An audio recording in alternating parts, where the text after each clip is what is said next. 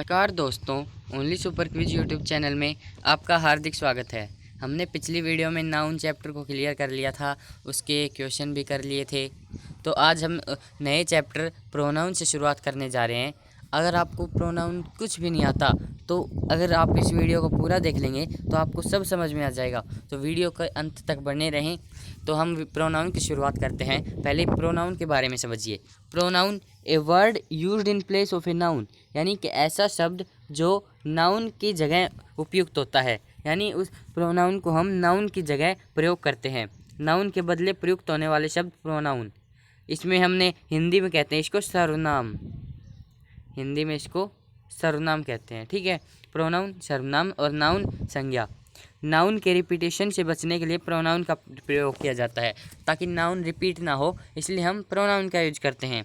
और किसी वाक्य में एक ही नाउन का बार बार प्रयोग होने से बचने वाक्य की सुंदरता खत्म हो जाती है। यही मुख्य कारण है कि नाउन के बदले प्रोनाउन का प्रयोग करते हैं। यानी अगर किसी एक वाक्य में नाउन ही नाउन करेंगे ना तो उस वाक्य की सुंदरता खत्म हो जाती है। इसी कारण हम प्रोनाउन का यूज करते हैं। ये है Mrs Shukla, being a good teacher she is liked by all the students. सी हटा दें, नाउन के स्थान पर प्रोनाउन का प्रयोग होता है, न कि नाउन का। ये हमेशा नाउन के स्थान पर होता है, नाउन के बाद या नाउन के पहले नहीं होता। ठीक है, इसके हम प्रोनाउन के टाइप्स पढ़ते हैं। प्रोनाउन के 10 टाइप्स होते हैं, यानी 10 प्रकार के सर्वनाम होते हैं इंग्लिश में। ये प्रोनाउन। पर्सनल प्रोनाउन याद रखिएगा आप, ये बहुत इंपॉर्टेंट है। इनके अगर याद कर लिया ना तो आपको 50% प्रोनाउन चैप्टर क्लियर हो जाएगा। पर्सनल प्रोनाउंस आई, माई, मी, जो पर्सनल के बारे में बताएं। इसमें शुरू में ही आ रहा है कि पर्सनल, जो पर्सनल, जैसे मैं, मेरा, हम, हमारा, तुम, वह, ये सी ही, इसका मतलब वही होता है। इट भी वही, दे, वे, दैम। ठीक है, अब है पॉजेसिव प्रोनाउन, यानी जो अपना अधिकार जमाने के लिए किया जाए। जिस प्रोनाउन का प्रयोग अधिकार जमाने के लिए किया जाए, जैसे माइन, मेरा, अवर्स, हमारा, योर्स, तुम्हारा, हिज, उसका, हर्स, उसका या उसकी, देयर्स, उसके।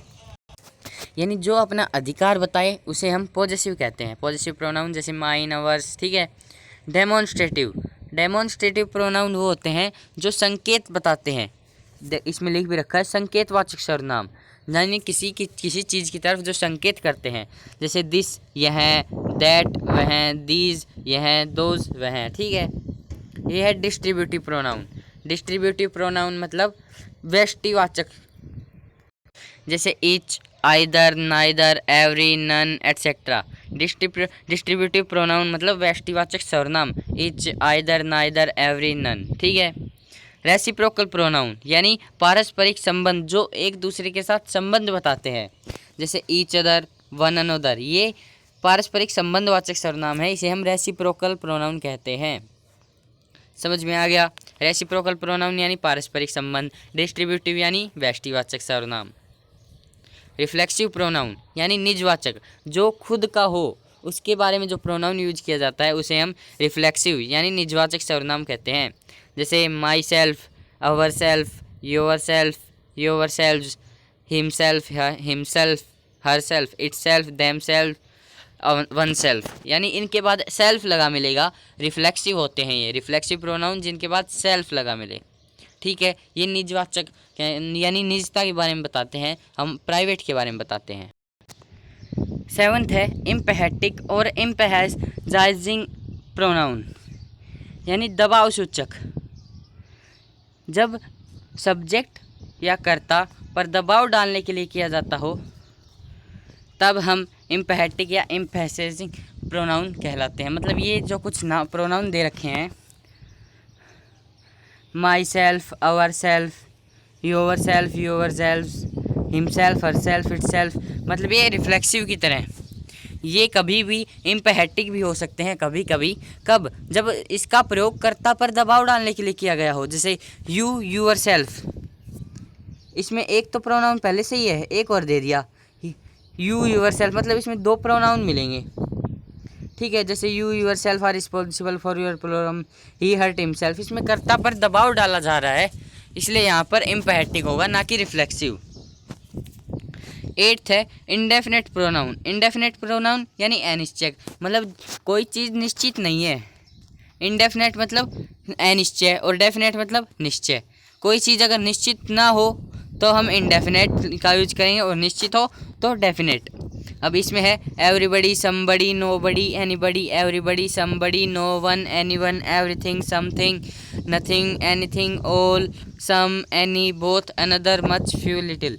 ये कुछ प्रोनाउन थे, इन्हें हम इंडेफिनेट यानी ये किसी निश्चित चीज़ को नहीं बता रहे हैं, इसलिए हम इन्हें इंडेफिनेट प्रोनाउन कहते हैं। रिलेटिव प्रोनाउन है यानी जो संबंध बताते हों, जो संबंध, एक तो एक था रेसिप्रोकल जो पारस्परिक संबंध बता रहे थे, और ये संबंध बता रहा है जैसे हु, हुम, हुज, विच, दैट इत्यादि। मतलब ये एक इंटेरोगेटिव भी है। इंटेरोगेटिव है प्रश्नवाचक सर्वनाम, आपने बचपन में पढ़ा होगा हु, हुम, हुज, विच। ये जो प्रश्न पूछते हैं यानी जिन क्वेश्चन से प्रश्न पूछे जाते हैं उन्हें हम इंटेरोगेटिव प्रोनाउन कहते हैं। ठीक है, आगे बढ़ते हैं। अब ये कुछ केस हैं पर्सनल प्रोनाउन के। प्रोनाउन को 3 पार्ट्स में डिवाइड किया गया है, फर्स्ट पर्सन, सेकंड पर्सन और थर्ड पर्सन। ठीक है, ये सिंगुलर, ये प्लूरल, ये सिंगुलर प्लूरल और ये सिंगुलर और ये प्लूरल। इसमें देखिए आप फर्स्ट पर्सन में आते हैं आई, और जिसका ऑब्जेक्ट होता है मी। आपने पढ़ा होगा बचपन में आई, माई, मी। तो इसका सब्जेक्ट तो ये है, और बीच में जो आता है ना उसको हम पॉजिटिव एडजेक्टिव कहते हैं। एक पॉजेसिव प्रोनाउन था जिसमें माइन, आवर सेल्फ था। एक पॉजेसिव एडजेक्टिव होता है, ये बीच में आता है माई, आई, माई, मी, और ये पॉजेसिव प्रोनाउन, ये माइन आ गया यहाँ पे। ठीक है, ये प्लूरल होता है फर्स्ट पर्सन में वी, जिसका ऑब्जेक्ट होता है अस, और इसका पॉजेसिव एडजेक्टिव अवर और पॉजेसिव प्रोनाउन अवर्स। ये आपको स्पॉटिंग द एरर में क्वेश्चन आएंगे बहुत सारे, जिसमें एडजेक्टिव की जगह आपको प्रोनाउन दे देगा, अवर्स लिख देगा, तो आपको वहाँ पे एस हटाना पड़ेगा। ठीक है, आप इसलिए ये रूल ध्यान से पढ़ें। सेकंड पर्सन है सिंगुलर और प्लूरल, ये चाहे सिंगुलर हो या प्लूरल ये ऐसे ही रहता है। फर्स्ट है यू, इसका ऑब्जेक्टिव केस भी यू, इसका पॉजेसिव एडजेक्टिव यूवर्स, मतलब जो पॉजेसिव एडजेक्टिव है उसमें एस नहीं लगा मिलेगा, लेकिन पॉजेसिव प्रोनाउन में एस मिलेगा, जैसे इसमें योवर्स है, ऊपर वाले में अवर्स था। ठीक है, थर्ड पर्सन है, थर्ड पर्सन होता है सिंगुलर और प्लूरल, यानी थर्ड पर्सन भी दो पार्ट्स में डिवाइड है, सिंगुलर और प्लूरल। सिंगुलर होते हैं शी, ही, इट, जिसके ऑब्जेक्ट होते हैं शी का तो हर होता है, ही का हिम और इट का इट। ठीक है, शी का हर पॉजेसिव एडजेक्टिव, ही का हिज, इट का इट्स। और लेकिन पॉजेसिव जब प्रोनाउन की बात की जाए तो शी का हर्स, ही का हिज, लेकिन इट का नहीं होता है पॉजेसिव प्रोनाउन। और प्लूरल में दे, देयर, देम आपने पढ़ा होगा, तो दे है यहाँ पे सब्जेक्ट, देम यहाँ पे ऑब्जेक्ट, पॉजेसिव एडजेक्टिव देयर, और मैंने आपको बताया कि पॉजेसिव प्रोनाउन में एस लगा मिलेगा तो देयर। आगे होंगे समझ में। अन्य सभी प्रकार के प्रोनाउन को विस्तार से देखें, और जो प्रोनाउन हैं मतलब जो हमने ऊपर पढ़े थे उनको हम अब डिटेल से पढ़ेंगे ताकि आपको इनमें कोई गलत मिस्टेक ना हो जाए। यूज ऑफ पर्सनल प्रोनाउन, अब हमने स्टार्टिंग में पढ़ा था पर्सनल प्रोनाउन के बारे में। पर्सनल प्रोनाउन वो होते हैं, हिंदी में बोलते हैं ना पुरुषवाचक सर्वनाम, वो आई, माई, मी, वी, अवर, अस, शी, हर, वो वाले। ठीक है, जो वे प्रोनाउन जो तीनों पर्सन, जिन प्रोनाउन जैसे first person, second person, third person में प्रयुक्त होते हैं वे पर्सनल प्रोनाउन कहलाते हैं। देखिए आप ध्यान से देखिए, ये बहुत इंपॉर्टेंट केस है, इससे ही रूल बनता है। पर्सनल प्रोनाउन, इसका नॉमिनेटिव केस ये होता है ऑब्जेक्टिव केस। ठीक है, इसमें 2 केस होते हैं, एक नॉमिनेटिव केस और एक ऑब्जेक्टिव केस। अब आपने सुना होगा कि उस इलेक्शन के लिए उसको नॉमिनेट कर दिया गया है, मतलब वो टॉप पे है, वो मेन है, उसी से शुरुआत हुई है। तो नॉमिनेटिव केस आई से शुरुआत होती है, आई, माई, मी, तो ऑब्जेक्टिव केस लास्ट वाला मी। सी नॉमिनेटिव केस, क्योंकि सी से शुरुआत होती है, सी वाले लाइन की, इसमें ऊपर देखिए सी से शुरुआत हुई, ऑब्जेक्टिव केस होगा हर। ठीक है, दे का ऑब्जेक्टिव केस देम, वी का वी, अवर, अस, तो ऑब्जेक्टिव केस अस। ये इसको जो स्टार्टिंग में होते हैं ना, स्टार्ट में, उन्हें हम नॉमिनेटिव केस कहते हैं। ही का हो जाएगा ऑब्जेक्टिव केस हिम, इट का हो जाएगा इट, यू, यूवर, यू, तो यहाँ पे भी यू। ठीक है, आ गया समझ में। आगे बढ़ते हैं रूल 1। ये तो मैंने आपको नॉमिनेटिव और ऑब्जेक्टिव बताए। रूल 1 पढ़ते हैं। किसी सेंटेंस के वर्ब के पहले प्रोनाउन का प्रयोग हो तो नॉमिनेटिव केस में होता है। यानी कोई सेंटेंस है, उसमें अगर वर्ब आ रही है यहाँ पे, तो उससे पहले जो प्रोनाउन यूज करना है तो हमें कौन सा करना है? नॉमिनेटिव केस वाला, यानी जो स्टार्टिंग वाला, I, she, they, we, he, she, it, you. ठीक है, मतलब हमें वर्ब से पहले नॉमिनेटिव केस याद करना है, छोटा सा है ये रूल, छोटा सा है कि वर्ब से पहले नॉमिनेटिव केस। ये तो आपको याद भी हो गया होगा कि हमें वर्ब से पहले नॉमिनेटिव केस लगाना है। एग्जाम्पल में देखिए, आई टीच हिम। अब ये टीच वर्ब है, इससे पहले हमने जो वो लगाई प्रोनाउन, वो होया नॉमिनेटिव। सेकंड है ही इज टॉट बाय मी। अब ये पैसिव है, पैसिव में वो उल्टा हो जाएगा, यानी आई का जो ऑब्जेक्टिव केस होता है वो लग जाएगा। तो यहाँ पे मी आपको वॉइस में सिखाएंगे ये। अभी प्रोनाउन पढ़ लीजिए। रूल 2 है, जब विभिन्न प्रोनाउन एक ही सेंटेंस में प्रयुक्त हो और किसी बुरी बात का आभास न हो। ये बहुत इंपॉर्टेंट रूल है, ये आगे 2-3 आएंगे। ये बहुत इंपॉर्टेंट रूल है, क्वेश्चन में पक्का आते हैं। जब विभिन्न प्रोनाउन एक ही सेंटेंस में हो, यानी जो ये प्रोनाउन है ये एक ही सेंटेंस में हो, ये मैंने आपको दिखाए, ये जब एक ही सेंटेंस में हो ना, और कोई बुरी बात का आभास न हो, यानी सिंपल सी बात कही जा रही हो, तो हम उन्हें 2-3-1 क्रम में लगाते हैं। ये याद रखना है, बुरी बात का आभास न हो तो हम उन्हें 2-3-1 क्रम में लगाते हैं। 231। अब ये 2-3-1 क्या है? 2 मतलब पहले जो आएगा वो सेकंड पर्सन आएगा, सेकंड पर्सन। 3 मतलब उसके बाद थर्ड पर्सन और फिर फर्स्ट पर्सन। ठीक है, अगर बुरी बात का आभास न हो तो, लेकिन अगर हो उसका भी बताएंगे। जैसे यू, ही एंड आई। अब ये you second person, he third person, first, I first person. तो इसमें क्रम में लगाया है 231 में, ही एंड आई। अब इसमें बुरी बात का आवाज़ नहीं हो रहा, हैव फिनिश्ड आवर वर्क, तो इसमें 2-3-1 लगेगा। लेकिन अगर 2 नहीं है तो 3-1 लग जाएगा, 3 नहीं है तो 2-1 लग जाएगा। ठीक है, ही एंड आई। ये है you and he have done great job. अब इसमें 1 नहीं है तो इसमें 2-3 लगेगा। इसमें दे रखे हैं 3-1 2-3। ठीक है, इसमें कुछ बताने वाला खास नहीं था, बस इसमें इतना याद रखना है, अगर ज़्यादा प्रोनाउन यूज हो तो, अगर और बुरी बात का एहसास ना हो तो हम 231 लगाते हैं। बुरी बात का एहसास न हो तो 231 नोट कर लीजिए आप। बुरी बात का आवाज़ न हो तब हम 231 लगाते हैं। ठीक है, रूल 3 है, एक ही वाक्य में विभिन्न प्रोनाउन का प्रयोग करते समय उसमें अपना दोष स्वीकार किया गया हो। मतलब इसमें बुरी बात कही गई हो, अभी हमने पढ़ा नहीं कही गई हो, अब आ गया कि कही गई हो, तो प्रोनाउन को 1 2 3 क्रम में रखते हैं। तो हम प्रोनाउन को 1 2 3 क्रम में रखते हैं। ठीक है, एग्जाम्पल से देखिए, I, you and he have made a blunder. अब ब्लंडर का मतलब आपको मैंने नाउन में बताया था, बड़ी मिस्टेक, बड़ी भूल। इसमें 1 2 3 रूल आ रहा है क्योंकि ये मिस्टेक है, ये बुरी बात है।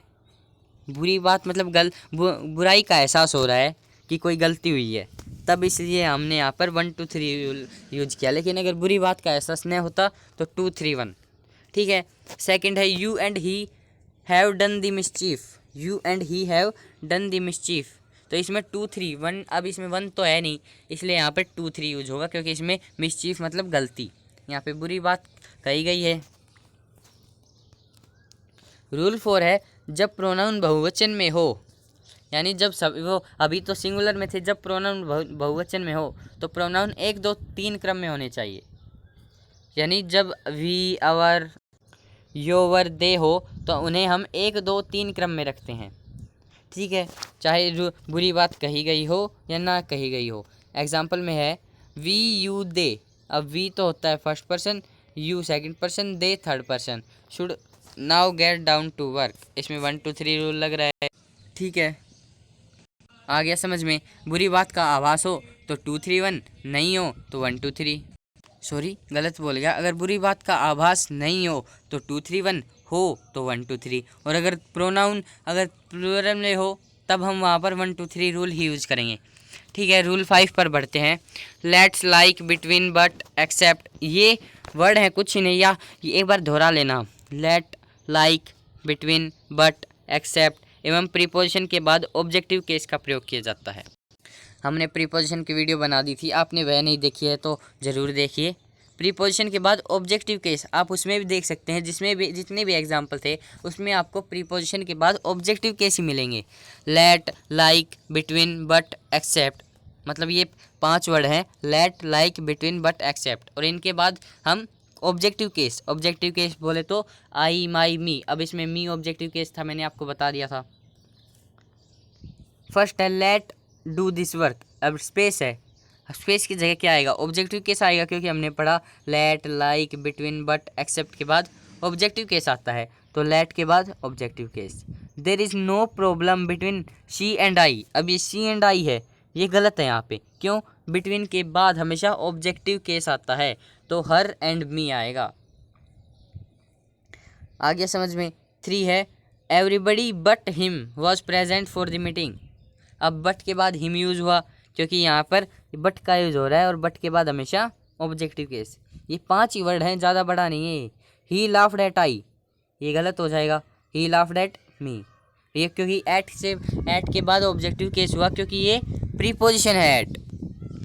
Everyone attend the party except he, अब एक्सेप्ट है, एक्सेप्ट के बाद ऑब्जेक्टिव केस, यानी यहाँ ये गलत है, यहाँ पर हिम आएगा। रूल 6 है यदि 2 नॉमिनेटिव के बीच तुलना हो, अब नॉमिनेटिव केस बता दिया, आई, शी, जो स्टार्टिंग में आते हैं, यदि 2 नॉमिनेटिव केस के बीच तुलना हो तो और एज देन का प्रयोग हो, तो नॉमिनेटिव केस के बाद प्रोनाउन होता है। मतलब 2 नॉमिनेटिव केस की तुलना की जा रही है, तो और एज देन का यूज हो रहा है, तो हम वहाँ पर नॉमिनेटिव केस ही लगाएंगे। मैं समझा देता हूँ। आपने सुना होगा कि जब 2 बड़े बात कर रहे हों तो छोटों को नहीं बोलना चाहिए, तो यहाँ पे बड़ा कौन है, नॉमिनेटिव केस है, ये नॉमिनेटिव केस बड़ा है। मान लीजिए ये 2 एन है, ये दोनों बड़े हैं, यानी ये दोनों बात कर रहे हैं, तो इसमें बड़ा एन ही बोल सकता है, इसमें छोटा एन नहीं बोल सकता, छोटा नॉमिनेटिव ऑब्जेक्टिव नहीं बोल सकता, सिर्फ नॉमिनेटिव ही आ सकता है। समझ में आ गया। इनके बीच तुलना हो रही है तो यही बताएगा, ठीक है। 2 नॉमिनेटिव के बीच तुलना हो और एज देन का यूज हो तो नॉमिनेटिव केस आएगा, बहुत ईजी है। ऊपर दिए गए उदाहरण में जैसे एग्जांपल देखिए, he is as fast as me, अब हमने पढ़ा कि इसमें छोटा नहीं बोल सकता, तो मी गलत हो जाएगा, आई आएगा, ठीक है। He is fast, he I run faster than him, अब ये हिम गलत है, ही आएगा। यहाँ पर बच्चे कंफ्यूज हो जाते हैं, तो कंफ्यूज होने की कोई ज़रूरत नहीं है, ये रूल याद करना है कि 2 नॉमिनेटिव के बीच तुलना हो तो उसके बाद नॉमिनेटिव का ही यूज होगा, पर कब, जब एज देन का यूज हो। आगे समझ में। कमेंट में आंसर नहीं, आप क्लास के बारे में बताते रहिए, कैसी लग रही है आपको, रूल समझ में आ रहे हैं, और वीडियो को लाइक, शेयर, सब्सक्राइब ज़रूर करें। ये समझ में आ गया। आगे है लेकिन 2 ऑब्जेक्ट के बीच तुलना होने पर एज देन के बाद ऑब्जेक्टिव केस। अब 2 छोटे बात कर रहे हैं, पहले 2 बड़े बात कर रहे थे, अब ये छोटा एन बात कर रहा है, यानी इन दोनों में तुलना हो रही है, तो ये छोटा एन ही आएगा बीच में, बड़ा एन नहीं आएगा, ठीक है। समझ में आ गया। 2 ऑब्जेक्टिव के बीच तुलना होने पर एज देन के बाद ऑब्जेक्टिव केस, जैसे I know you as much as him, अब यू है और हिम है, तो यू के बाद जो आएगा वो ऑब्जेक्टिव केस आएगा, I know you as much as I know him, ठीक है। रूल 7 पढ़ते हैं। अगर इट का प्रयोग सब्जेक्ट के रूप में हो तो उसके बाद बी की किसी भी फॉर्म का प्रयोग हो तो उसके बाद नॉमिनेटिव केस, यानी आप ये समझिए, इसको मत देखिए, इट प्लस बी की कोई भी फॉर्म हो उसके बाद हमेशा नॉमिनेटिव केस, एनसी मतलब नॉमिनेटिव केस। इट की कोई बी की कोई फॉर्म हो, इज, एम, आर, वाज, वर, ठीक है, इज, एम, आर, वाज, वर, कोई भी फॉर्म हो उसके बाद हम नॉमिनेटिव, लेकिन शर्त है कि इससे पहले इट आना चाहिए। जैसे आपने कई बाइक पर देखा होगा इट इज़ आई, वहाँ पे इट्स मी लिखवाते हैं, लेकिन वो गलत हो जाता है, यहाँ पे आएगा it is I who am to blame, ठीक है। इट का प्रयोग सब्जेक्ट के रूप में हो, यानी इसकी स्टार्टिंग इट से हो रही हो किसी सेंटेंस की, और उसके बाद बी की कोई फॉर्म हो तो हम नॉमिनेटिव केस का प्रयोग करते हैं। जैसे इट तो आ गया, अब इसमें अब देखिए कि बी की कोई फॉर्म है, इज़ है, बिल्कुल है, तो यहाँ पर नॉमिनेटिव केस आएगा, यानी यहाँ पर आई का यूज होगा। कोई भी नॉमिनेटिव केस आ सकता है इसके सेंटेंस के हिसाब से। अब हमने यहाँ पर आई क्यों लिया, क्योंकि ये सेंटेंस में देखिए आगे एम है और एम सिर्फ आई के साथ लगता है और किसी के साथ नहीं लगता। रूल समझ में आ गए, आगे बढ़ते हैं। ये जो आप रूल पढ़ हैं ना, ये बहुत इंपॉर्टेंट रूल है, ये हर एग्ज़ाम में आते हैं, तो एक बार इस वीडियो को ध्यान से देख लीजिए। आगे बढ़ते हैं। ये सबसे इम्पोर्टेंट टॉपिक है, यहाँ से बहुत ज़्यादा एरर आते हैं। यूज़ ऑफ इट के इतने ज़्यादा तो यूज़ नहीं है, लेकिन इट का बहुत इम्पोर्टेंट रोल है प्रोनाउन में। जैसे इट का प्रयोग जानवर, ये आपको चीज़ 5 चीज़ें हैं सिर्फ, इनका ये आपको याद रखनी है। जानवर, कोई भी जानवर हो, उससे पहले हम इट का यूज करेंगे। आपने पढ़ा होगा, एक स्टोरी पढ़ी होगी, once there was a crow, वो वाली, the thirsty crow, he was very thirsty. उसमें सेकंड लाइन थी ही वॉज वेरी थ्रस्टी, लेकिन ये गलत है, ही नहीं आएगा यहाँ पर, इट वॉज वेरी थ्रस्टी। ठीक है, जानवर के लिए हम इट का यूज करते हैं। निर्जीव पदार्थ, जो नॉन लिविंग है, जो जिंदा नहीं है, जैसे पत्थर और कुछ भी, प्लास्टिक, मतलब कुछ भी जो जिंदा नहीं है, जो चल नहीं सकता, उसे हम इट, उससे पहले हम इट का यूज करते हैं। देश, किसी भी देश से पहले, जैसे इट इज़ माई इंडिया। अब ऐसे तो नहीं कहें he is my India, it is America, ऐसे कंट्री से पहले हम इट का यूज करते हैं। और शिशु यानी छोटे बच्चों के लिए हम इट का यूज करते हैं। इट का बहुवचन दे होता है, यानी जब बहुत सारी निर्जीव वस्तुएं हो या बहुत सारे जानवर हो, तब हम दे का यूज करते हैं। बहुत सारे देश हो, बहुत सारे शिशु हो, तब हम वहाँ पर दे का यूज करते हैं। जैसे America is a developed country. अब हमने पढ़ा था कि नाउन की जगह पर हम प्रोनाउन का यूज करते हैं। तो America is a super power, इसके बारे में बताया गया है, लेकिन अमेरिका का रिपीटेशन रोकने के लिए हमने प्रोनाउन का यूज किया। कौन से प्रोनाउन का? इट का। क्यों? क्योंकि इट का यूज देश के लिए होता है और अमेरिका एक देश है। आ गया समझ में? Sri Lanka and Pakistan are developing countries. अब हम ये प्लूरल हैं, तो they are facing internal terrorism. ठीक है, दे का यूज हुआ क्योंकि ये दोनों प्लूरल हैं, कंट्री हैं। रूल 2 है, ये रूल फर्स्ट तो समझ में आ गया। जानवर, निर्जीव पदार्थ, देश व शिशु के लिए इट का यूज होता है और इसका बहुवचन दे होता है। रूल 2 है, इट का प्रयोग टाइम, वेदर, टेम्परेचर, डिस्टेंस या अन्य प्राकृतिक घटना को अभिव्यक्त करने के लिए इंट्रोडक्टरी सब्जेक्ट के रूप में होता है। इस केस में इट को एम्प्टी इट भी कहा जाता है क्योंकि इसका कोई अर्थ नहीं होता। ज़्यादा बड़ा रूल नहीं है ये, इसमें बताया गया जब टाइम दे रखा हो, वेदर दे रखा हो, टेम्परेचर, डिस्टेंस, प्राकृतिक घटना, तो इससे पहले हम इट का यूज करेंगे और इस इट को हम एम्प्टी इट कहेंगे। जैसे इट इज़ रेनिंग, अब बारिश हो रही है, हम इट का मतलब यहाँ नहीं निकाल सकते। इट, हमने ऊपर एग्जांपल देखिए, it America is developed country, it is super power. अब इट का मतलब है कि ये अमेरिका के बारे में बता रहा है, लेकिन इट इज़ रेनिंग यहाँ इसका कोई अर्थ नहीं है। यानी ये रूल 2 है, इसमें टाइम, वेदर, टेम्परेचर, डिस्टेंस या कोई प्राकृतिक घटना बताई जा रही है। जैसे इट इज़ विंटर, ये वेदर है। इट इज़ मार्च, ये भी वेदर है, वेदर नहीं है, ये मंथ है। It is morning, it is 6 o'clock और इट इज़ मंडे। ये इस इट को हम एम्प्टी इट भी कहते हैं क्योंकि इसका कोई अर्थ नहीं निकल रहा। इट का प्रयोग टाइम, वेदर, टेम्परेचर, डिस्टेंस या प्राकृतिक घटना को अभिव्यक्त करने के लिए किया जाता है। समझ में आ गया? रूल 3 है, इट का प्रयोग इन्फिनेटिव, जिरंड तथा क्लोज के बदले में भी होता है। इन्फिनेटिव जो वो होते हैं, यानी सब्जेक्ट कोई भी हो, उनका उस पर कोई प्रभाव नहीं पड़ता, उन्हें हम इन्फिनेटिव या नॉन फाइनाइट्स वर्ब, ये वर्ब की टाइप है, ऐसी वर्ब जिनका सब्जेक्ट पर कोई प्रभाव नहीं पड़ता, उन्हें हम इन्फिनेटिव कहते हैं। जिरंड वर्ब की फर्स्ट फॉर्म प्लस आईएनजी, और क्लोज हम आगे पढ़ाएंगे, ये सेंटेंस के टाइप होते हैं। ठीक है, मतलब इनसे पहले इट का प्रयोग होता है। जैसे it is easy to solve, it is said that virtue is its own reward. Rule 5 है, इट का प्रयोग सेंटेंस के सब्जेक्ट के रूप में नाउन या प्रोनाउन पर जोर डालने के लिए होता है। अभी हमने एम्पैटिक प्रोनाउन पढ़ा, उसमें दबाव सूचक प्रोनाउन था, दबाव सूचक सर्वनाम, उसमें इस इट का प्रयोग हम ऐसे भी कर सकते हैं, यानी सब्जेक्ट पर दबाव डालने के लिए हम इट का यूज करते हैं। जैसे it was he who made this mistake. अब इट यूज़ हो रहा है किसके लिए? उसके लिए, ही, यानी उस पर दबाव डाला जा रहा है कि यह है वही था। ये 5th रूल है, इट का प्रयोग फ्रेज या क्लोज को इंट्रोड्यूस करने के लिए भी होता है। यानी इट का यूज हम कोई भी फ्रेज दे रखी हो या क्लोज दे रखी हो तो उसका इंट्रोड्यूस यानी उससे पहले लगाने के लिए, जैसे that the record will break is probable. अब ये सेंटेंस था, अब इसमें हमने इट का यूज करना है तो it is probable that the record will break today. ठीक है, ऐसे यूज करते हैं इट का। Difference between this and it, ये बहुत इंपॉर्टेंट टॉपिक है, इसमें बच्चे कंफ्यूज हो जाते हैं, लेकिन आज आपका वो कन्फ्यूज़न दूर हो जाएगा। बिल्कुल दिस और इट में बिल्कुल फ़र्क समझ जाएंगे आप। तो पहले देखिए इट का प्रयोग, ये तो हो गया। दिस का प्रयोग किसी भी व्यक्ति वस्तु के नाम, पहचान, परिचय, समेतता आदि का बोध कराने के लिए होता है। यानी दिस का प्रयोग हम लिविंग थिंग्स के लिए करते हैं, लिविंग थिंग्स के लिए भी, नॉन लिविंग थिंग्स के लिए भी। जैसे this is a book, this is pen, यहाँ पर किसी व्यक्ति वस्तु के नाम, पहचान, परिचय, समीपता आदि का बोध।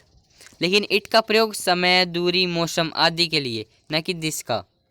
यानी इट का प्रयोग हम टाइम, डिस्टेंस, वेदर आदि का बोध कराने के लिए करते हैं। जैसे इट इज़ 10 AM, ये टाइम है। इट इज़ विंटर, ये मौसम है। इट इज़ नाइट, ये भी समय ही है, मौसम। ठीक है, यानी इट का प्रयोग हम समय, दूरी, मौसम के लिए करते हैं, लेकिन दिस का हम लिविंग और नॉन लिविंग, व्यक्ति, वस्तु, नाम की पहचान। ठीक है, आगे बढ़ते हैं। दिस के बाद नाउन का प्रयोग हो सकता है, यानी दिस के बाद हम नाउन का प्रयोग कर सकते हैं। जैसे this book is mine, this book is mine. अब एक क्वेश्चन पूछता हूँ मैं, इसका आंसर बताइए। ये बुक है, ये कौन सा नाउन है? इसमें लिख दिया कि दिस के बाद नाउन का यूज़ होता है, उसके बाद नीचे लिख रखा है कि ये नाउन है। तो आप बताइए कमेंट में कि ये कौन सा नाउन है। सभी बच्चे आंसर देंगे क्योंकि नाउन का चैप्टर बिल्कुल क्लियर हो चुका है। तो आप इसका आंसर बताइए, बुक कौन सा नाउन है? शाबाश, सही आंसर दे रहे हो आप। बुक एक कॉमन नाउन है। ठीक है, अब हम दिस और इट के बीच का और डिफरेंस पढ़ते हैं। आगे है, इट के बाद नाउन का प्रयोग नहीं हो सकता क्योंकि नाउन के स्थान पर प्रोनाउन का यूज होता है। क्योंकि इट एक प्रोनाउन है और ना इस प्रोनाउन का यूज हम नाउन के स्थान पर करते हैं, ना कि नाउन से पहले। ये मैंने आपको पहले ही बता दिया था। तो दिस के बाद नाउन आ सकता है लेकिन इट के बाद नाउन नहीं आएगा। तो इट बुक इज़ माइन, ये गलत है। इट इज़ माई बुक, ये सही है, क्योंकि इसके बाद नाउन नहीं आ रहा। इसके बाद वो फॉर्म आ रही है किसकी? बी की।